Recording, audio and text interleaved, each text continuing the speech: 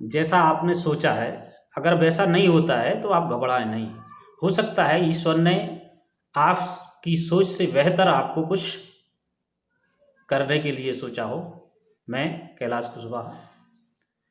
एक छोटी सी कहानी। एक बार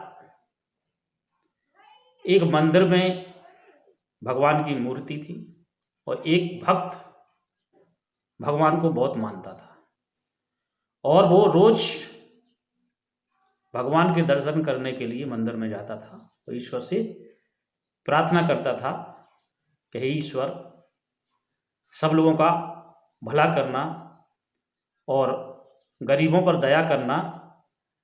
मुझे लगता है कि आप गरीबों पर अन्याय कर रहे हैं। जब लगातार इस तरह की प्रार्थना ईश्वर सुनते हैं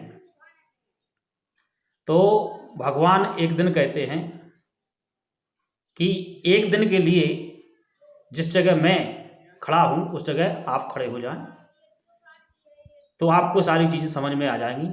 बशर्ते ध्यान रखना कि बोलना कुछ नहीं, क्योंकि अगर बोलोगे तो काम बिगड़ जाएगा। भक्त तैयार हो जाता है, एक दिन के लिए भगवान चले जाते हैं दूर और भक्त को वहाँ मूर्ति बना करके खड़ा कर देते हैं।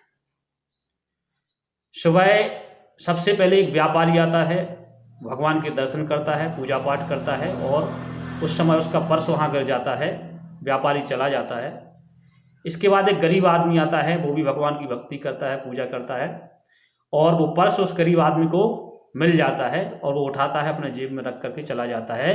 अब जो मूर्ति के रूप में भक्त खड़ा हुआ है उसको बेचैनी बहुत होती है बोलने की कि मैं कुछ कहूँ कि ये पर्स तेरा नहीं है, लेकिन वो भगवान की बात याद आ जाती है इसलिए वो कुछ कहता नहीं। इसके बाद एक नाविक आता है और वो ईश्वर से प्रार्थना करता है कि हे ईश्वर, मुझे नाव की सवारी करना है और मैं चाहता हूँ कि हमारी सवारी जो हो वो खुशहाल रहे, यानी हमारी यात्रा सफल हो। तो उसके बाद क्या होता है कि जो व्यापारी का पर्स गिर जाता है, वो व्यापारी उसी समय आता है और वो सोचता है कि हमारे बाद यही नाविक आया है। वो उसको पकड़ लेता है और उसकी थाने में कंप्लेन करवाता है और पुलिस उसको पकड़ती है। अब जब ऐसा होता है तो भक्त को सहन नहीं होता है और भक्त बोल उठता है। भक्त कहता है ऐसा नहीं है, आपका पर्स इसने नहीं चुराया है, आपका पर्स एक गरीब आदमी ले गया है और उस गरीब आदमी की तलाश की जाती है, उसको बुलाया जाता है, उसको पुलिस पकड़ के ले जाती है, नाविक को छोड़ देते हैं और नाविक अपनी यात्रा के लिए समुद्र में चला जाता है। इसके बाद जब शाम को ईश्वर वापस लौट करके आते हैं तो भक्त कहता है भगवान से कि आप जो नहीं करते थे वो मैंने आज कर दिया, मैंने सब कुछ सही कर दिया है। तो भगवान पूछते हैं आपने क्या सही कर दिया? तो वे पूरी कहानी बताते हैं कि एक व्यापारी आता है, उसका पर्स गिर जाता है, एक गरीब आदमी उसको ले जाता है। इसके बाद एक नाविक आता है और उसको पुलिस पकड़ लेती है, क्योंकि उसकी शिकायत धनी आदमी यानी व्यापारी कर देता है कि इसने मेरा पर्स चुराया है। तो मैं सारी बातें बता देता हूँ जिससे जिसका पर्स जो पर्स आपका चुराया था गरीब आदमी में, उसको पुलिस पकड़ के ले जाती है थाने में। तो ईश्वर कहते हैं आपने सब पूरा गलत कर दिया है। आपने कभी सोचा है कि गरीब आदमी को पैसे की कितनी ज़रूरत है? जो व्यापारी था वो तो पैसे वाला था, वो उल्टे सीधे तरीके से व्यापार करता है, पैसा कमाता है। अगर उसके पास से पैसा चला भी जाता कुछ तो उस पर कोई असर नहीं पड़ता है।